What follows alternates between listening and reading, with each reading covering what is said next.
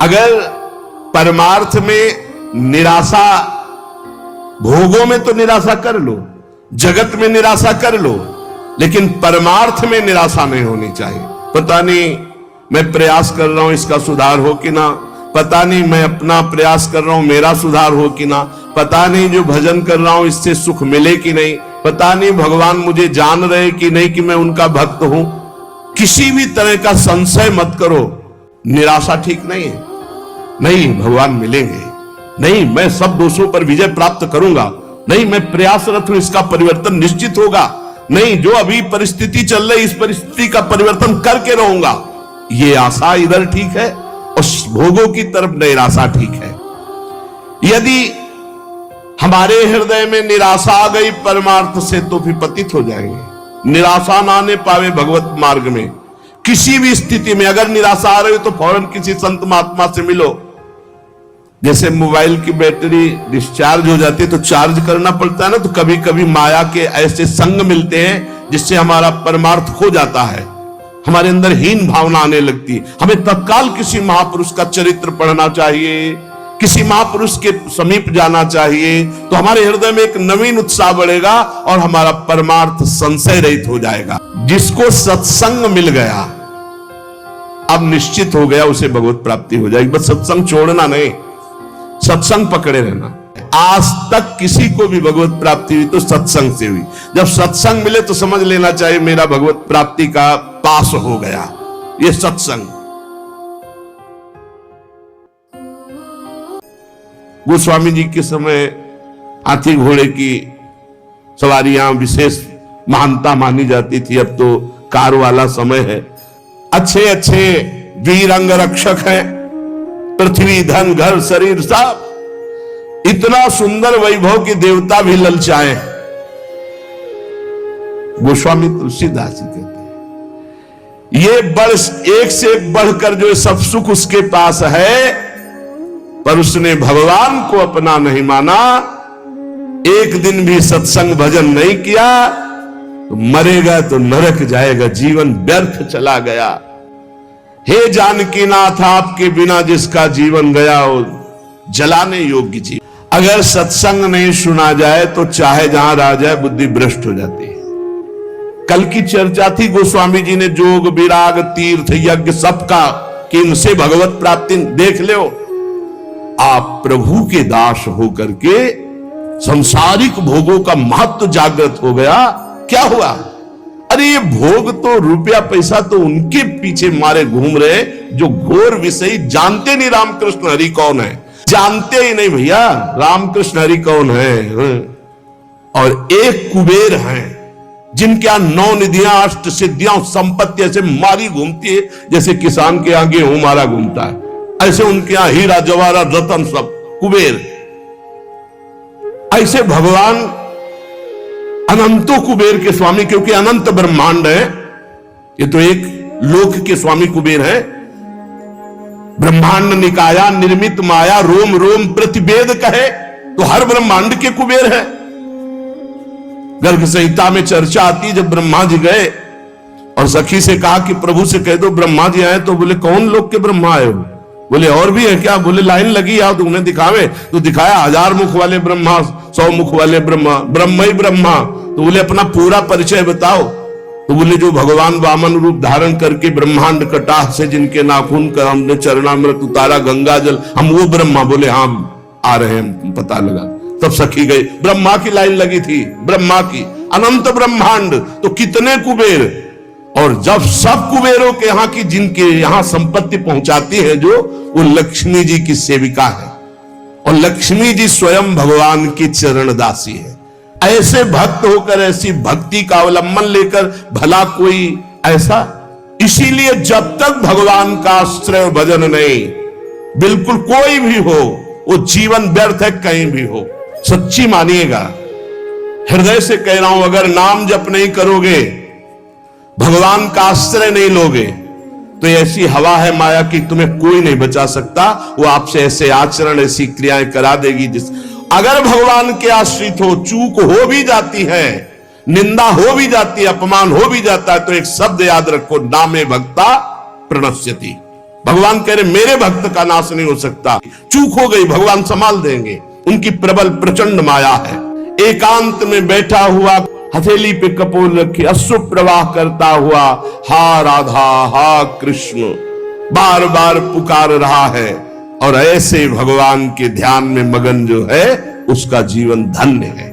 चाहे वो वृंदावन में हो, चाहे वो किसी भी देश का वासी हो, कहीं भी रह रहा हो, जो भगवान के चिंतन में सुप्रवाह करके निर्विषय चित्त से भगवान के ध्यान में तन्मय है, धन्याति धन्य उसका जीवन है। बड़े बड़े महापुरुषों ने ये देख के निर्णय किया है कि संसार में कोई भी प्राणी ऐसा नहीं है जो केवल दोष युक्त ही हो, उसमें गुण भी है। और कोई भी गुणी ऐसा नहीं भगवान और भगवान के प्रेमी भक्त के सिवा छोड़कर जिसमें दोष ना हो। पक्का जैसे दूध पानी को एक में मिला के रख दो, हंस जो है दूध पी जाएगा, पानी छोड़ देगा। पूरा चराचर जगत गुण दोष से मिला। जैसे शुद्ध सोने का आभूषण नहीं बनता, उसमें कुछ मिलावट होती, ऐसे ये शरीर पाप और पुण्य से बना है, गुण और दोष से मिश्रित बना है। किसी में दोषों की बाहुल्यता होती, गुण बहुत कम होते हैं, किसी में गुणों की बाहुल्यता होती, दोष बहुत कम होते। गुण दोष युक्त पूरी सृष्टि है। हमको न गुण देखना है न दोष देखना है, उत्तम साधक को तत्व देखना है। भगवान सब में विराजमान है। निराश मत हो किसी भी स्थिति में। अगर परमार्थ में निराशा, भोगों में तो निराशा कर लो, जगत में निराशा कर लो, लेकिन परमार्थ में निराशा नहीं होनी चाहिए। पता नहीं मैं प्रयास कर रहा हूं इसका सुधार हो कि ना, पता नहीं मैं अपना प्रयास कर रहा हूं मेरा सुधार हो कि ना, पता नहीं जो भजन कर रहा हूं इससे सुख मिले कि नहीं, पता नहीं भगवान मुझे जान रहे कि नहीं कि मैं उनका भक्त हूं। किसी भी तरह का संशय मत करो। परमार्थ में निराशा ठीक नहीं है और स्वार्थ में निराशा बहुत ठीक है। स्वार्थ में आशा ठीक नहीं, व्यवहार में आशा ठीक नहीं, परमार्थ में निराशा ठीक नहीं। स्वार्थ में नैराश्यम परमम सुखम, आशा ही परमम दुखम, नैराश्यम परमम सुखम। और परमार्थ में निराशा ठीक नहीं है। नहीं भगवान मिलेंगे, नहीं मैं सब दोषों पर विजय प्राप्त करूंगा, नहीं मैं प्रयासरत हूं इसका परिवर्तन निश्चित होगा, नहीं जो अभी परिस्थिति चल रही इस परिस्थिति का परिवर्तन करके रहूंगा, ये आशा इधर ठीक है और भोगों की तरफ निराशा ठीक है। यदि हमारे हृदय में निराशा आ गई परमार्थ से तो फिर पतित हो जाएंगे। निराशा ना आने पावे भगवत मार्ग में। किसी भी स्थिति में अगर निराशा आ रही हो तो फौरन किसी संत महात्मा से मिलो। जैसे मोबाइल की बैटरी डिस्चार्ज हो जाती है तो चार्ज करना पड़ता है ना, तो कभी कभी माया के ऐसे संग मिलते हैं जिससे हमारा परमार्थ खो जाता है, हमारे अंदर हीन भावना आने लगती है। हमें तत्काल किसी महापुरुष का चरित्र पढ़ना चाहिए, किसी महापुरुष के समीप जाना चाहिए, तो हमारे हृदय में एक नवीन उत्साह बढ़ेगा और हमारा परमार्थ संशय रहित हो जाएगा। बड़े से बड़े दुष्ट साधु संग से सुधर जाते हैं। हमें प्रयास रखना चाहिए हमारे आसपास जो वातावरण दुष्टता का हो तो निराश ना हो, उसे सुधारने का प्रयास करे, और ना सुधरे तो भगवत भाव कर ले, अपना भाव न बिगड़ने पावे। जिसको सत्संग मिल गया अब निश्चित हो गया उसे भगवत प्राप्ति हो जाएगी। बस सत्संग छोड़ना नहीं। आज तक किसी को भी भगवत प्राप्ति हुई तो सत्संग से हुई। जब सत्संग मिले तो समझ लेना चाहिए मेरा भगवत प्राप्ति का पास हो गया, ये सत्संग। और सत्संग मिलने के बाद जब भजन में रुचि बने तो समझना चाहिए सत्संग मिला है। अगर भजन में रुचि नहीं तो सत्संग नहीं है, फिर सत्संग नहीं। बहुत बढ़िया सुंदर वर्णन कर महापुरुष। मनुष्य जीवन बड़ा दुर्लभ है पर क्षण भंगुर है, कभी भी नष्ट हो सकता है। इसमें माया ने नाना प्रकार के भोग और मोह में फंसाकर भगवान से जीव को विमुख करके दुर्गति ही की है। जिसको सत्संग मिला उसको सदगति हुई। तो बोले सत्संग का फल है भजन, रात दिन नाम सुमिरन ठाकुर सेवा। अगर ये नहीं, भजन में चित्त नहीं तो सत्संग ही नहीं मिला, या तो आपने सुना ही नहीं। पारस तो समीप है, स्पर्श नहीं हुआ तो लोहा सोना नहीं बनेगा। आप सत्संग में गए, सो गए, या प्रपंच या अन्य चिंतन और दोष दर्शन, तो भी सत्संग नहीं हो। श्रोता वही जो जाग कर वक्ता की तरफ देखता रहे और उसके वचनों का मनन करके जीवन में उतारे। ध्यान के द्वारा सत्संग के एक एक शब्द का बड़े बड़े महापुरुषों के वचन चयन करके आपको सुनने को मिल रहे हैं, जो हर ग्रंथों में आपको नहीं खोजना पड़ेगा। खोजे खोजाए एकदम, पीने पिनाए एकदम दूध है, पान कर लो।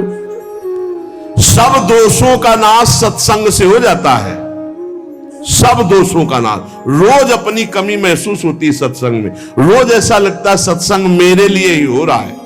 सच्ची बात मानिए, अपने लोग जो सत्संग कथन श्रवण करते तो रोज लग रहा है कि ये कमी तो मेरे में है, ये कमी तो मेरे में। संपूर्ण दोषों से रहित सत्संग कर देता है क्या तुम्हारे पास जो इस मृत्यु लोक से भगवत धाम ले जाओ? है क्या?